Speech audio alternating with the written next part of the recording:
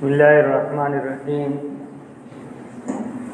الحمد لله رب العالمين والعاقبة للمتقين والصلاة والسلام على سيد الأنبياء والمرسلين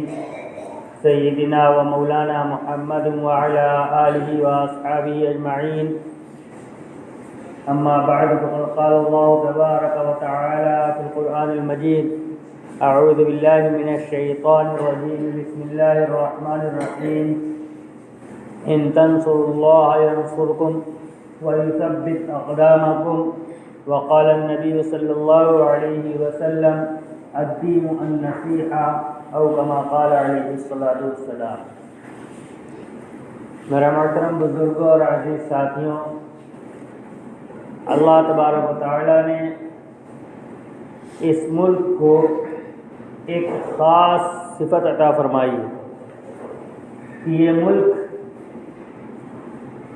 اپنی اصل کے اعتبار سے اسلامی ملک نہیں ہے،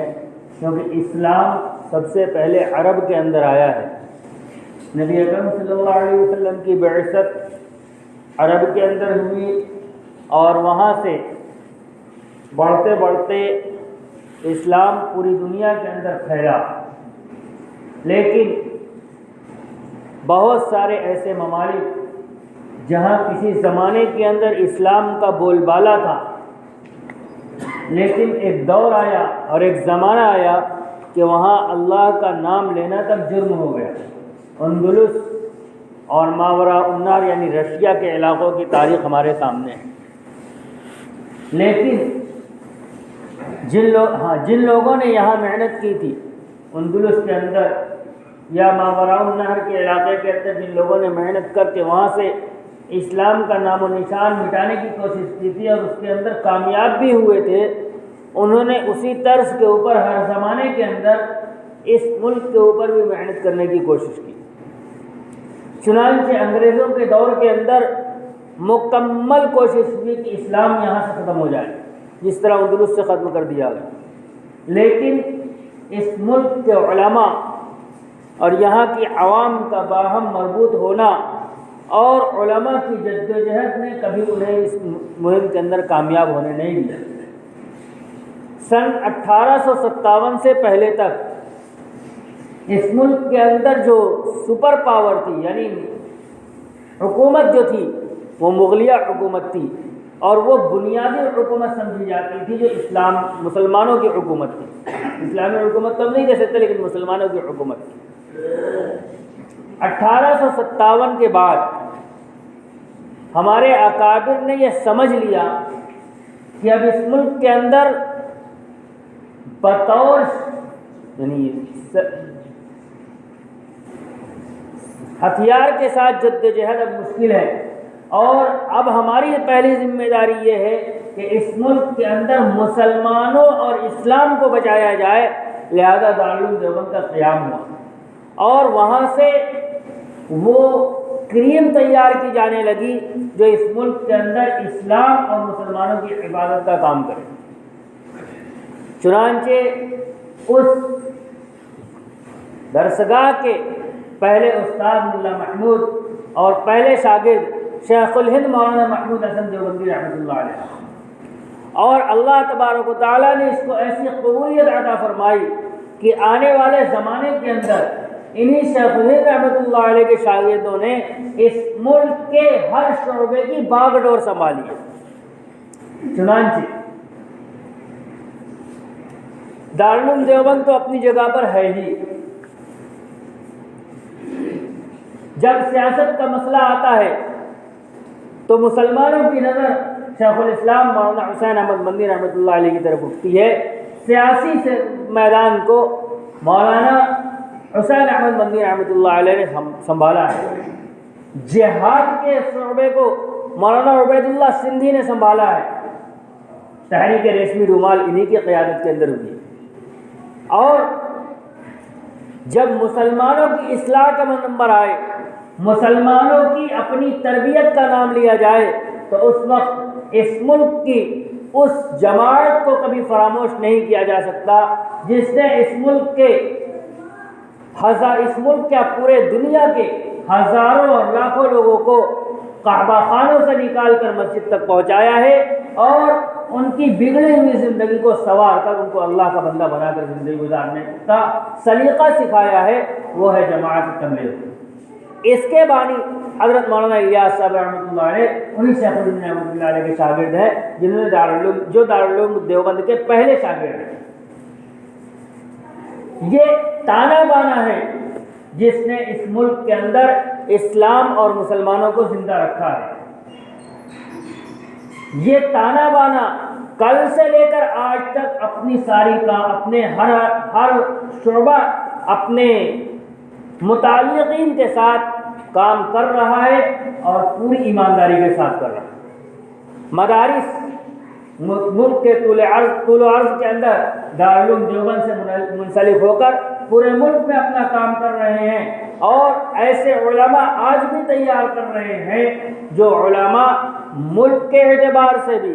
مذہب کے اعتبار سے بھی اور سماج کے اعتبار سے بھی قیادت کا فریضہ انجام دے رہے ہیں، لوگوں کو صحیح رہنمائی کر رہے ہیں، اور الحاد اور زندقہ کی جتنی ہوائیں چلتی ہیں سب کے اوپر وار کر کے سب کو بٹھا دیتے ہیں۔ ابھی قریب کے بے شمار واقعات ہیں، بے شمار تحریکیں ایسی پیدا ہوئی جنہوں نے مسلمانوں کے اندر سے اسلام کو نکالنے کی کوشش کی۔ قادیانیت کا فتنہ ہو، شکیلیت کا فتنہ ہو، یا اور بھی دوسرے فتنے جو آئے جنہوں نے مسلمانوں کے اسلام کو اوپر ڈاکہ ڈالا ہے، سب کا مقابلہ انہی علماء کی جماعت نے کیا،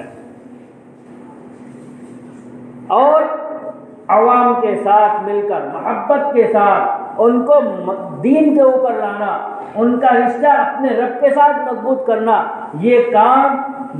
تبلیغی جماعت نے ایسا کیا ہے جس کی نظیر پوری دنیا کے اندر کوئی پیش نہیں کر سکتا۔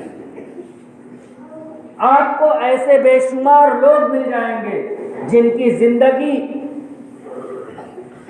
یعنی پورے طریقے سے جارحانہ زندگی گزارا کرتے تھے، ان کی زندگی کے اندر مار پیٹ اور لڑائی جھگڑے کی کوئی اہمیت نہیں تھی، بات بات پہ کسی کو مار دینا، کسی کی زندگی سے کھیل جانا ان کے لیے عام بات تھی، لیکن اس دعوت کی محنت میں جب وہ لگے ہیں تو انہوں نے اپنی زندگی تبدیل کی ہے، اور پھر وہ وہی آدمی بنے جو ایک چڑیا کے تڑپ جانے پر بھی تڑپ جایا کرتے ہیں۔ مثالیں ایسے آپ کو بہت سارے لوگ ملیں گے جو نشے کے عادی تھے، لیکن اس دعوت کی محنت کے ساتھ لگنے کے بعد ان کی زندگی کے اندر تبدیلی آئی ہے، اور انہوں نے اپنی زندگی کو مکمل تبدیل کیا ہے، ایسے بنے ہیں کہ دوسروں کے نشے کو چھڑانے کا سبب بنے۔ بے شمار مثالیں موجود ہیں۔ دل کے اندر نرمی ایسی آئی، دل کے اندر ایسی نرمی آ جاتی کہ آدمی گالی دے، پتھر مارے،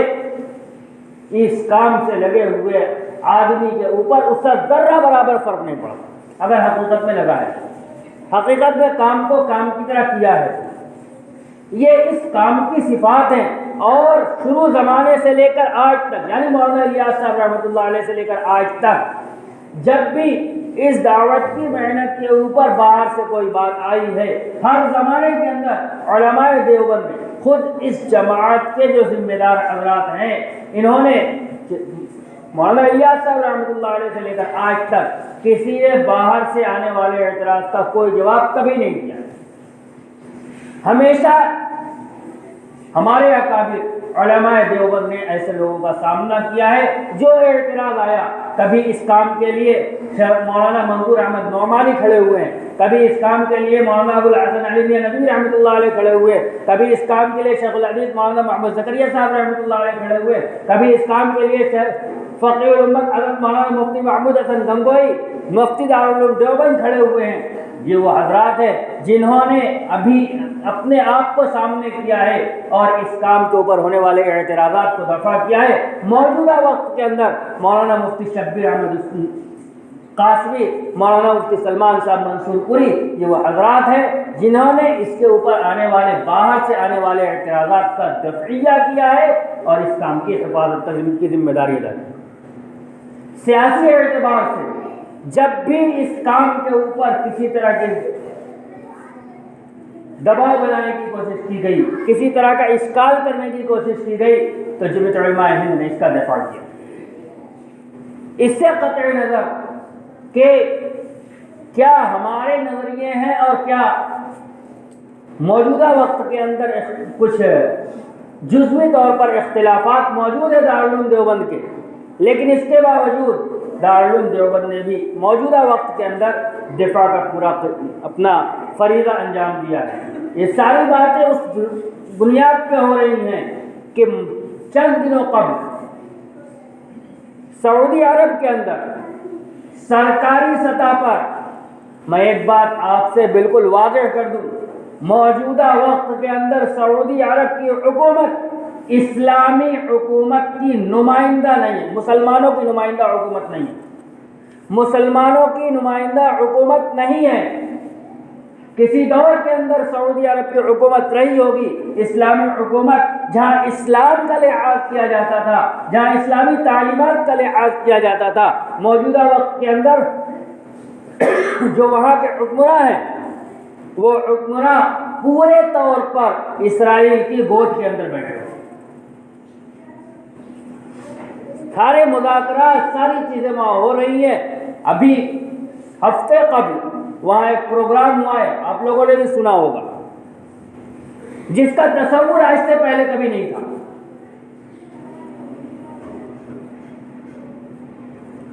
جہاں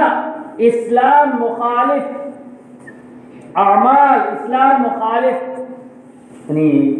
پروگرام ہو رہے ہوں، وہاں کی حکومت کسی کے اوپر اس بنیاد پر پابندی لگا دے کہ وہ غلط ہے، نہیں، ہم تو سمجھتے ہیں کہ جس بنیاد پر اس پروگرام کی اجازت دی گئی ہے، اسی بنیاد پر دعوت و تبلیغ کے اوپر پابندی لگانے کی بات کی گئی ہے۔ ایجنڈا اسرائیل کا ہے، نافذ کوئی اور کر رہا ہے۔ اور جس بنیاد کے اوپر پابندی لگائی گئی ہے اس میں دو تین چیزیں۔ سب سے پہلی چیز، اس جماعت کا نظریہ شرکیہ ہے، مولیات۔ لوگ کہتے ہیں کہ ٹویٹر کے اوپر جو ان کا میسج ہے، جو انہوں نے ٹویٹ کیا ہے، اس کے اندر تبلیغی جماعت کا تذکرہ نہیں ہے۔ ہو سکتا ہے، میں نے بھی دیکھا اس میں تبلیغی جماعت کا لفظ نہیں ہے، لیکن جو جمعہ کا خطبہ ہے وہ کیا ہے؟ جمعہ کا خطبہ پورا اسی کے اوپر ہے۔ میں پہلی جو اس کی بنیاد ہے وہ یہ کہ اس دعوت و تبلیغ سے لگے ہوئے جو ان کے اکابر ہیں، ان کا عقیدہ شرکیہ ہے، قبر پرست ہے۔ میں دعوے کے ساتھ کہہ سکتا ہوں کہ میں ایسے 100 نہیں ہزاروں آدمی پیش کر سکتا ہوں جنہوں نے دعوت و تبلیغ کے ساتھ لگنے کے بعد اپنے ان عقیدوں سے توبہ کی ہے جو قبر پرستی کے تھے۔ اور میرا یہ چیلنج ہے پوری دنیا کو، ایک ایسا آدمی پیش کرے جو پہلے توحید کا علمبردار رہا ہو اور اس دعوت کی محنت سے لگنے کے بعد وہ قبر پرست بن گیا۔ کم سے کم آنکھ تو کھولو، سامنے سے دھوکے ہو کے آ رہا ہے، کسی نے کچھ پڑھا دیا، کسی نے کچھ پڑھا دیا، اندھے بہرے ہو۔ پہلی بنیاد کوئی نظیر پوری دنیا میں کوئی نہیں پیش کر سکتا۔ اور رہ گئی بات کتابوں کے اندر کیا لکھا ہوا ہے، میں اس تفصیل میں نہیں جانا چاہتا۔ کتابوں کے اندر جو لکھا ہوا ہے کہاں سے لیا گیا ہے، کس نے لکھا ہے، اور کیا آپ کے یہاں لکھا ہوا ہے یا نہیں، یہ بات کی چیزیں ہیں۔ دوسرا نظریہ، دوسری بات جو کہی گئی، یہ دہشت گردی کا دروازہ ہے۔ مجھے تو آج تک کوئی ایسا آدمی نہیں ملا جس نے اس کام میں لگنے کے بعد ہاتھ اٹھانا بھی سیکھا ہو۔ ہاتھ گرانا تو بہت سارے لوگوں نے سیکھا ہے، اٹھے ہوئے ہاتھ کو پکڑا تو اس کام میں بہت سے لوگوں کا ہے، لیکن کسی ایک آدمی کے کوئی پیش نہیں کر سکتا جس نے اس کام میں لگنے کے بعد اس کی تعلیمات کی روشنی میں کسی کو پر ہاتھ اٹھانا سیکھ لیا۔ لہذا یہ دو بنیاد، تیسری بنیاد اس وقت میرے ذہن میں نہیں ہے، ان دو بنیادوں کے اوپر یہ پابندی لگائی گئی ہے۔ دونوں باتیں سراسر غلط ہیں، لہذا یہ ہماری ذمہ داری ہے کہ ہم اس ملک کے اندر، چونکہ سعودی عرب کی جانب سے جب یہ عمل ہوا ہے تو اب اس کے اثرات پوری دنیا کی حکومتیں اس سے کچھ اخذ کرنے کی کوشش کر رہی ہیں، لہذا ہماری یہ ذمہ داری ہے، ہم یہ پوری بصیرت کے ساتھ کہتے ہیں کہ سعودی عرب کا یہ فیصلہ بالکل انصاف کا قتل ہے، حقیقت کے خلاف ہے، جھوٹے پروپیگنڈوں کی وجہ سے کیا گیا ہے۔ ہم اس کو اپنے طور پر اور اپنی یہ جو ہمیں ہدایت کی گئی ہے خصوصاً دارالعلوم دیوبند و جمعیت علماء ہند کی طرف سے کہ ہم اپنے منبر سے اس کا کنڈم کریں گے کہ ہم اس کو صحیح نہیں مانتے اور یہ بالکل حقیقت کے خلاف ہے۔ حقیقت کے خلاف بات جہاں سے بھی آئے وہ کبھی قابل قبول نہیں ہوتی۔ لہذا ہم اپنے اعتبار سے جو ہم نے دیکھا ہے، ہم